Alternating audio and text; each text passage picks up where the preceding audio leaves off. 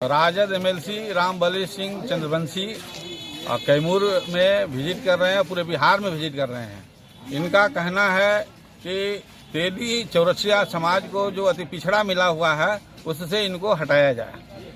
हमारा कहना है कि आप अपने को आगे मांग कीजिए, आप शेड्यूल कास्ट में जाइए, लेकिन आप हमें क्यों हटाने की बात कर रहे हैं। इसके विरोध में हम लोग एमएलसी का घेराव किए थे और साथ ही साथ जो राजद का सह मिला है इनको, उनके सहयोग से काम कर रहे हैं, तो हम लोग उनका भी विरोध कर रहे हैं। क्योंकि राजद के एमएलसी हैं तो या तो राजद इनको लगाम लगाए और नहीं तो ये विरोध यहाँ से लेकर पटना तक पूरा बिहार हम लोग आंदोलन छेड़ेंगे और इसके खिलाफ में हम लोग आंदोलन करेंगे।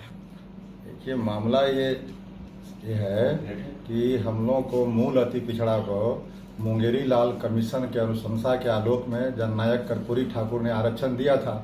उस समय जातियों की संख्या थी 94, आज बढ़ते बढ़ते जातियों की संख्या हो गई है 113। तो जातियों की जब संख्या बढ़ाई जा रही है तो आरक्षण नहीं बढ़ाई जा रही है, नंबर 1 है। दूसरी बात है कि अपेक्षाकृत संपन्न जातियों को इसमें शामिल कर दिया गया मूल अति पिछड़ा में। इससे मूल अति पिछड़ा जो पहले से था उसका हक प्रभावित हो रहा है, उसकी हकमारी हो रही है।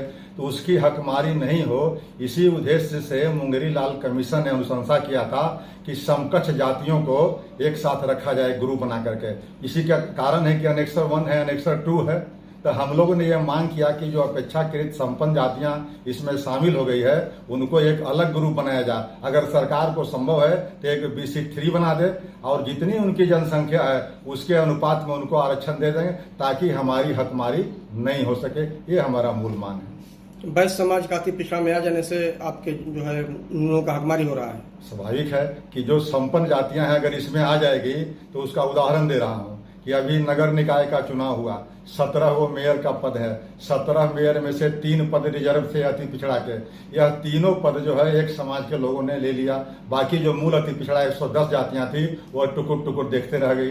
दूसरा सवाल मैं करता हूं जिला परिषद अध्यक्ष का। बिहार में 38 जिले हैं, 38 जिले में से 8 जिला परिषद का अध्यक्ष का पद अति पिछड़ा के लिए सुरक्षित था। 8 में से 7 ये जो है ये जातियां जो शामिल हुई है ये ले लिए। तो उनका हक प्रभावित हो रहा है, इसलिए उनको ये कहने का उन जातियों के एक नुमाइंदे के रूप में मैं इस बात को कह रहा हूं और सरकार से मांग कर रहा हूं कि सरकार इसकी जांच करे और जांच करने के बाद इसका अगर संभव है तो एक अलग ग्रुप बनाना है। जाति से अलग कर, जाति जो जाति है वो जाति तो रहेगी, लेकिन समूह को मैं कह रहा हूं कि एक अलग बनाने की बात हो। जैसे अति पिछड़ा बना है उसी तरह से आप देख लीजिए मंडल कमीशन पर। मंडल कमीशन को लागू हुए 31-32 साल हो गए, लेकिन मंडल कमीशन को लागू होने के बाद क्या उसका फलाफल निकला कि कुछ जातियों को ही इसका लाभ मिला।